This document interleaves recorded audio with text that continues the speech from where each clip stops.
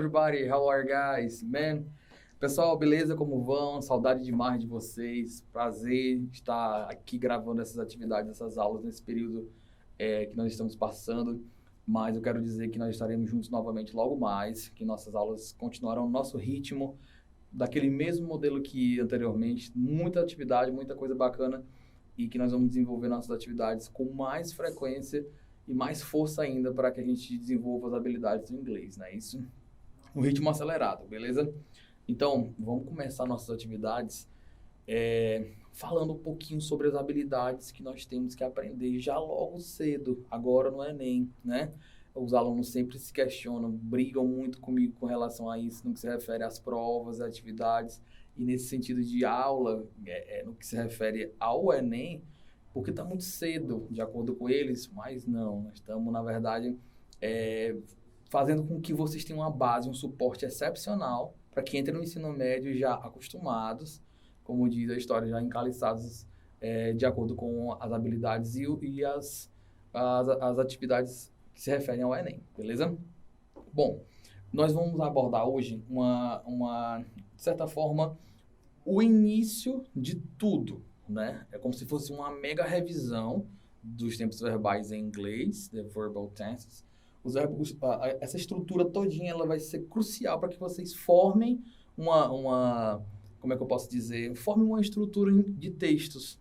Já existiu textos em inglês, em algumas questões, 2016, por exemplo, 17 também, em que eu precisava saber qual o tempo verbal que havia lá na frase, para que eu formasse, para que eu tivesse a ciência do que iria ser marcado lá, beleza? Então é o seguinte, nós vamos fazer uma análise bem básica de uma linha do tempo, né, em inglês, que vocês viram no Fundamental inteiro, Fundamental 1 e 2, até porque a escola deu um suporte para vocês, para que vocês chegassem ao 9º ano com esse gabarito, no que se refere aos tempos verbais. Então percebam aqui, ó, eu vou fazer uma análise com vocês do passado simples. Bom, eu vou falar o tempo verbal, a característica principal, e logo depois nós veremos atividades em si. Essas atividades, como um todo, nós serão analisadas junto com os textos, né, de uma forma tão avançada, para que nosso nível fique aqui. Então, nós nivelamos aqui para que as provas, em geral, eles estejam aqui, né? Eu sempre falo isso para vocês na sala, tá bom? Então, observem. Nós temos o passado. A característica principal do passado, gente, é o seguinte. É uma ação que começou no passado e se acabou, tá bom? Professor, como é que eu vou entender isso? Observem, é só vocês observarem, sim, que uma ação que começa no passado e termina, em comparação ao Brasil, falando em português, por exemplo, é muito simples, né? Só que em inglês muda, porque nós temos um outro tempo verbal, que é esse aqui, ó, present perfect. Ele faz uma comparação entre eles dois. A diferença é que um acaba e o outro permanece acontecendo. Por exemplo, eu assisti TV ontem. I watched TV yesterday. Ontem. Agora, se eu fosse falar, eu tenho assistido a novela, por exemplo, né, que é algo que é com frequência, mas que começou no passado e permanece acontecendo. Seria o quê? I have watched TV lately, for example, né? Ultimamente. Então, eu tenho assistido essa televisão ultimamente, tá beleza? É mais ou menos nesse sentido. Professor, como é que eu vou fazer, como é que eu vou usar isso nas provas? Bom, tem se mudado bastante essa rotina com as provas, com os vestibulares em geral, exceto o ITA, né? De certa forma, o IME e o ITA, em que vocês vão ter uma percepção maior dessas provas em alguma hora da vida de vocês, e que vocês vão perceber em que a língua inglesa como um todo, ele usa a gramática lá mais contextualizada. Já os certames principais que a gente faz aqui no Piauí, por exemplo, né? Eu espero que todos vocês ganhem o mundo, entendeu? Façam vestibulares pelo mundo todo, mas a princípio nós temos o Enem e o EMA. Esses dois certames, no que se refere ao inglês, observem, são relacionados à interpretação textual. Então, nós teremos esse uso desses verbos que vocês estão vendo aqui, todos eles, envolvendo-se nas suas temáticas e para que eu possa fazer uma tradução correta e completa desses tempos verbais e desses textos automaticamente. Nós vamos ver mais na frente, nos próximos slides, como é que se faz isso, beleza? Vamos lá. Agora o segundo deles. Present. Simple present. Uma ação rotineira. Uma frequência. Algo que acontece com frequência. Então, vamos lá. Juntos. Recapitulando. Passado simples. Ação que começou, finished. Acabou. Frequently. I often do something. For example. Eu sempre faço alguma coisa. Eu frequentemente faço alguma coisa. Eu nunca faço alguma coisa. Por exemplo. Te dando um exemplo de como é que eu faço para formar o passado primeiro, depois o presente. E depois nós temos o futuro simples. É o mais básico das conjugações, é o mais simples. Esse é aquela formaçãozinha de will. O aluno, principalmente o aluno que tem aquela bagagem de procurar em inglês, nos seriados, nos filmes, nas provas, eu fiquei muito feliz com algumas mensagens no Instagram, depois dessa quarentena, em que os alunos mandaram mensagem pedindo atividades. Achei muito bacana. E achei interessante porque essa galera que está buscando outras fontes, né, de texto, eles vão perceber o quê? Em que em inglês existem duas formas de falar o futuro. Um é simples e o outro é imediato. Então, por exemplo, will e going to. Qual a diferença entre as duas, professor? A gente vai falar mais na frente um pouquinho sobre o going to para não confundir vocês. Até porque se eu for falar esse quadro inteiro, vocês vão demorar assim um absurdo de tempo, porque são muitos tempos verbais, é como se vocês estivessem estudando a vida inteira de vocês, o idioma, né, como um todo. Então vamos lá. Passado, presente e futuro. Essa linha do tempo é o do simples. Mas nós temos o contínuo, nós temos o perfeito. Então é mais ou menos assim. Começou no passado e acabou, frequência e futuro simples, tá? Então, will. Professor, como é que eu faço para formar os verbos no passado simples? Só você lembrar, vai ter verbos regulares e verbos irregulares. Os verbos regulares são aqueles com acréscimo de ed. E o presente é o simples, é o mais básico. I study English. Lembro de uma frasinha clássica de vocês que vocês pegam no sexto ano, acho que até antes, bem antes, na verdade, né? Do you speak English? Então, esse do you speak é no presente. Você fala inglês. Estou te perguntando um fato, tá certo? Uma verdade sobre você. Então, só vou ter uma característica peculiar. Vai ser na terceira pessoa do singular. Quais são elas? He, she e it. Aí eu vou colocar o quê, ó? S, ou I, ES. Ou IES, né? Então, tem essas três terminaçõezinhas aqui. Como é que eu faço para encaixar cada uma delas? Só você lembrar. Verbos terminados em terminações básicas, normais, acrescenta só o S. Por exemplo, o verbo start. He starts, né?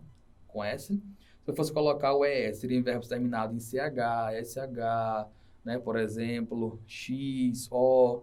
Então, esses verbos eu coloco ES. Por exemplo, she always goes. E o IS é quando for terminado em Y, precedido por consoante, né? Então, study, por exemplo. O professor viu o verbo play, mas ele não tinha, justamente porque o play, se você reparar aqui, ó, esse aqui é um A, que é uma vogal, então só se for consoante, bem que assim, tá certo? Então eu não coloco, tá beleza? Então a característica principal desce na terceira pessoa. Professor, se for I, you, we, they, só o verbo normal, sem modificação nenhuma. Nós não vamos nos ater ainda à negação, interrogação e etc. Não, tá bom? E o futuro é básico demais, ó. O will, tá bem aqui em cima. Você deve estar reparando. E é show demais, dá para compreender com muita facilidade, tá? Aqui no passado nós temos os verbos irregulares. Esses verbos irregulares são aquelas três listrinhas, aquelas três coluninhas que o aluno sente dificuldade danada, né? De entender infinitivo, passado simples, passado particípio. Lembre-se, são três colunas. 1, 2, 3. Vocês vão usar, para esse tempo verbal aqui no passado, vocês vão usar essa coluninha aqui, que é a segunda. Tá beleza? Por que eu digo essa segunda? Queridos, é só vocês observarem que ela é o passado simples dos verbos. É lá que vocês vão encontrar, por exemplo, o verbo go. Fica went, por exemplo, tá? Lembrando, sempre, eu gosto de enfatizar a pronúncia, mas não é hora, porque eu gosto daquele feedback de vocês, tá? Mas vamos ver mais na frente. Essa coluna aqui, a terceira, ela vai ter correlação a isso aqui, ó. Então, vocês esqueçam ela por enquanto, porque nós estamos analisando a característica do simples. Tá meio assim, riscado, mas a gente vai sobreviver, com certeza, beleza? Logo mais a gente vê isso aqui, tá? Então, vamos lá. It's easy if you try, guys.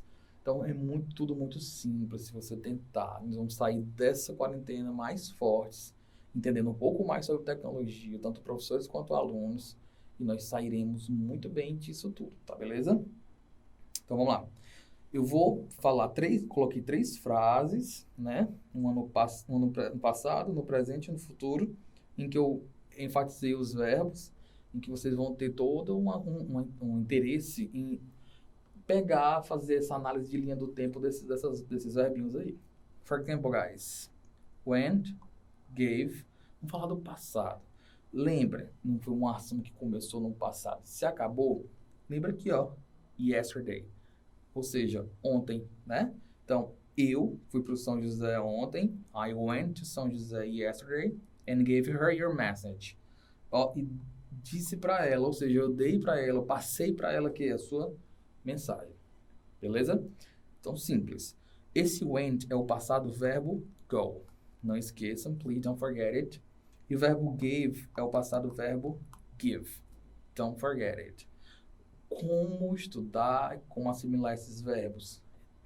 Treino, palavras, análise de temáticas em geral e vão para cima, não tenha medo, não, beleza? Pronto, então eu fui para São José ontem e passei para ela a sua mensagem. Pronto. Aqui é o passado, né? Então vamos lá para o presente. Então no presente ele fala goes, he doesn't go. Então eu já me entrei na negação aqui porque a frase ele estava dizendo isso.